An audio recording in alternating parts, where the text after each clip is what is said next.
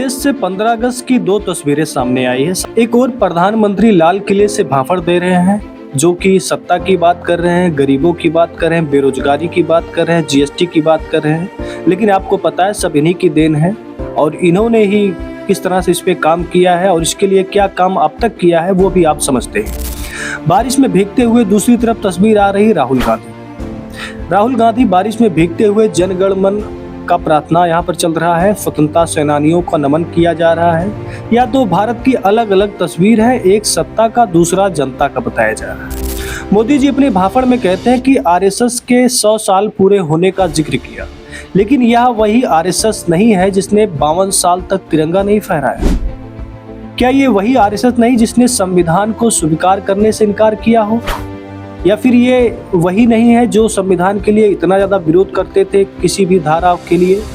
क्या यह वही विचारधारा है जिसे मोदी जी भारत का भविष्य बनाना चाहते हैं? सवाल ये है। और दूसरी तस्वीर है राहुल गांधी की भीगते हुए। बिना किसी दिखावे के राहुल गांधी ने तिरंगे का सम्मान किया, स्वतंत्रता संग्राम की भावना को जिंदा रखा।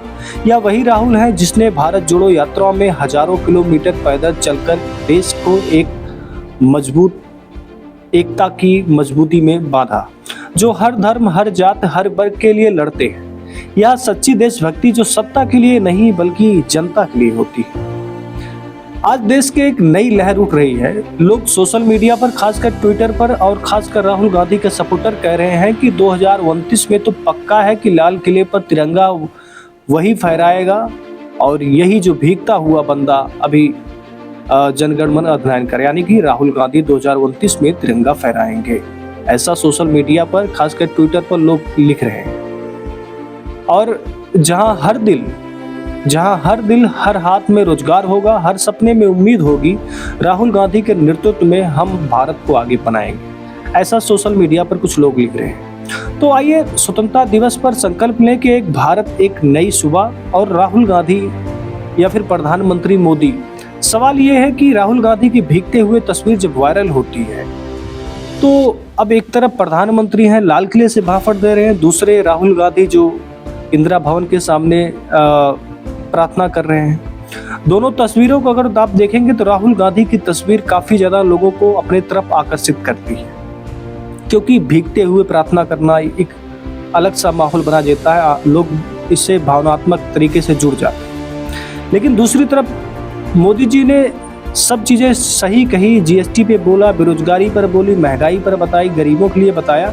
और ऑपरेशन सिंदूर की बात की। ऑपरेशन सिंदूर में कई ऐसी बातें हैं जो उन्होंने बताई नहीं, या फिर उसमें भी अभी सवाल उठते हैं। सवाल ये है कि आरएसएस की ना हमारे देश की आज़ादी में मुझे लगता है कोई सहयोग है, ना हमारे संविधान में कोई सहयोग है। ऐसी कोई बातें ना हमने आज तक किताबों में पढ़ी है।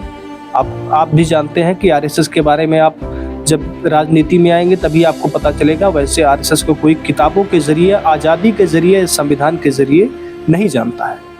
तो स्वतंत्रता दिवस आज़ादी का था, तो इसमें 100 साल पूरे होने के बाद मोदी जी ने कैसे कह दी और क्या उनकी इच्छा है?